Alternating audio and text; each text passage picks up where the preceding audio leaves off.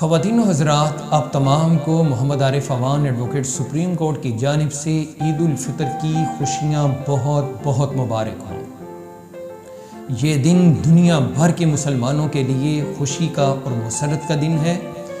यहाँ पे ये बात हमें ज़रूर अपने दिलो दिमाग की तख्तियों पे लिख लेनी चाहिए कि आज इस खुशी के दिन में हमारे बच्चों के चेहरों पे तो खुशियाँ हैं, क्योंकि उन्होंने नए कपड़े पहने हैं, उनके पास नए जूते हैं। हमारे घरों के अंदर तरह तरह के पकवान तैयार हो रहे हैं, लेकिन उन लोगों की तरफ भी देखना होगा, उनके बच्चों की तरफ भी देखना होगा कि आज खुशी के दिन में भी उनके चेहरे गमज़दा हैं। आज खुशी के दिन में भी वो लोग परेशान हैं, क्योंकि उनके पास खाने को कुछ नहीं, उनके पास पहनने को कुछ नहीं, इस्तेमाल करने को कुछ नहीं। उनका क्या कसूर है? आखिरकार वो भी बच्चे तो किसी के हैं। अगर अल्लाह ने आज इस खुशी के दिन में हमसे खुश होना है तो सिर्फ उसी कदर हो सकता है कि जब हम उन बच्चों का, उन लोगों का ख़ुसूसी तौर पे ख्याल रखें।